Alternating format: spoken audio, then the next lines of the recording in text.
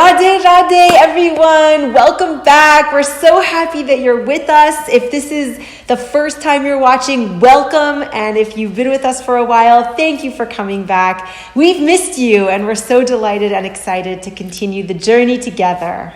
What are we talking about today? We are talking about, in anticipation of Valentine's Day, love without attachment.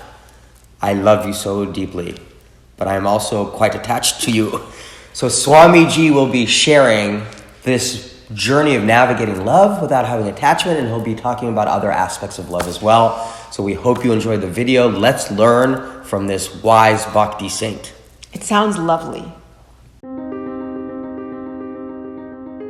When you talk about love as a mere attachment, that is no big deal. That is what is happening around the spectrum, around the world.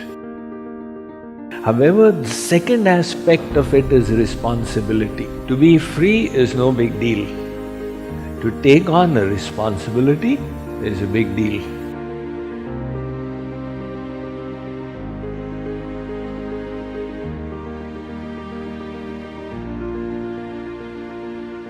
I'll start off with the most oftenly used word called love. And one of the connotations that the love has is attachment. The other end of the spectrum is detachment or freedom. So my first question is, can we love with freedom? Can we love and at the same time have detachment with no strings attached? So if you could just let us know on that. Detachment with no strings attached. Love curbs the freedom. That's what you're trying to say. Whether it is attachment, it's a curb on freedom. So will a sensible, sane person curb their freedom in order to engage in love? However, there is something beyond freedom, and that is responsibility. To be free is no big deal. To take on a responsibility is a big deal. People want their rights as citizens, but nobody wants their responsibilities. So similarly, everybody wants their freedom and everybody wants to shirk from responsibilities. But it is in taking on proper responsibilities that we please God and we fulfill the purpose of our life. Now when you talk about love as a mere attachment, that is no big deal. That is what is happening around the spectrum, around the world. Even the animals have that kind of love. That kind of love grows naturally in the parents towards their children, that of attachment. However, the second aspect of it is responsibility. The Bhagavatam says, Pita na sasyat, janani na sasyat. No mochayedya samupeti mrityum. That person you love and who is under your care, you need to have the ability to be able to liberate that person from Maya. Otherwise, don't take on that responsibility. In other words, it's not just mere love, it's discharging of a responsibility. So, I'll just pause it for a moment and say that we talk about that often, that you have helped me face the Maya and try to overcome little by little more and more of the Maya in a way that no one other than my Guru Dev has. And as much as I love you at the human level deeply and profoundly, it's the spiritual work we do together and through each other that I think is the most sacred part of it. That's so beautiful. I couldn't agree more. Somebody says, why should I take on any responsibilities? That is mukti. With the desire to be free. No bondage, I want mukti. Beyond mukti is bhakti. Bhakti means that God has given me so many faculties and facilities, and I will utilize them to discharge responsibilities in His service. When there is bodily love, it is mere attachment. Now, if you wish to love from a higher level, you need to learn to first detach and attach your mind to God. And when the mind is attached to God, you will be able to truly love the other as a part of God, with a sense of responsibility and with an ability to truly give. That will be real love. What do you think of Swamiji's depiction of real love? Like everything else that Swamiji speaks about, his wisdom is so deep and rich and profound, it's hard to even take. I think for me, I always grew up, we're in the West over here, and this notion of like, it's romantic, true love, but true love in quotes. And it's like the prince and the princess, and one day your prince will come and swoop you off your feet and happily ever after. And, this is the notion of love is kind of being saved or rescued or being chosen by your partner, especially for a woman in the West has been my experience. And the media tells you, you want to be in a relationship. That's the only way to go. So you grow up with this notion, and of course, my beloved is my prince, my king, my charming, but not in the way that the fairy books say, that life begins with the apex of the most challenging thing that you go through, and then you can see the true measure of the other. How they show up when the times are difficult and challenging and painful, that we're both very messy human beings. I'm extremely imperfect and impure, and I do messy stuff all the time, and my beloved meets me with unconditional love, non-judgment, sweetness, allowance during those times. And it takes such a big man who is full of such grace and is just the most incredible person that I feel so blessed to be on this journey with.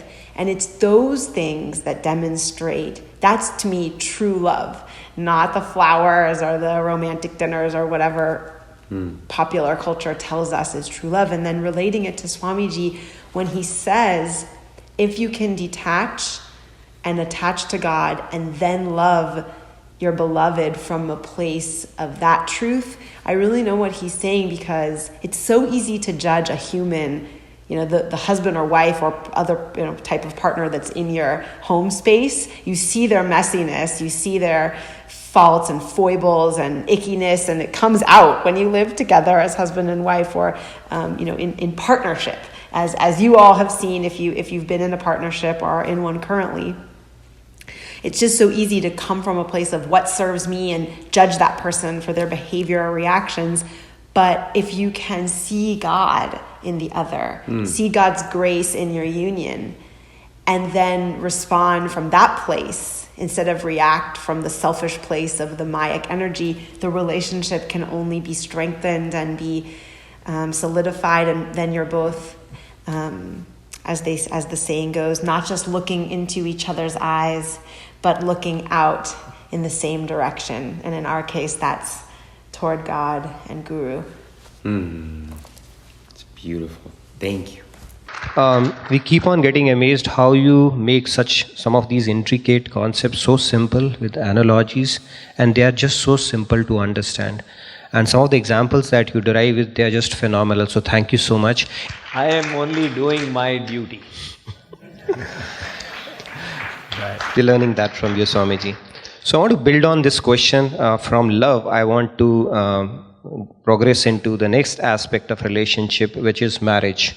So I'm from an IT background, so I always used to get amused when I would hear from people that marriages are architected and designed in heaven and executed and implemented on earth. So my question is, how far that's a true statement, and if it is, what role do stars have, or alignment of stars have, which we call horoscope, in the grand scheme of things? Marriage is one of the very, very important things or events in life, because the person you marry who's going to be your life partner, is going to impact your success or failure in life. If you by chance happen to marry a suitable person, it becomes a big advantage. And if you marry somebody else, it becomes a drag. Just like it is important to find the proper job, it is important to find the proper partner. So in this, the celestial devatas do help. Souls who are reasonably evolved, who have now started manifesting the purpose of their life, trying to become responsible, then the celestial devatas do try and help that soul find the proper partner. But there is no rule. In other words, you can... I've never heard that before. It's something I've never ever heard. That's so heartwarming and beautiful that when they say the stars align and the gods blessed us, that I really feel that. Beautiful. You cannot say, okay, this marriage was definitely arranged by heaven. So that is why you hope for the best, but be prepared for the worst. Now, when it comes to the horoscopes, in the earlier days, it was the days of arranged marriage, when before marriage the boy and girl do not even look at each other. Now how do you know that it's a compatible match? There had to be some basis. People would use the charts. So now that kind of a concept is outdated, because now the boy and girl, they interview each other, they try and ensure that it's a proper match. So those charts and all have very little validity today. If the charts were so important and they were so foolproof, I tell you, there are so many couples out here who got married after the charts. And then you ask them, was the marriage a success or was it not? Right? So it was one of those factors in the days gone by.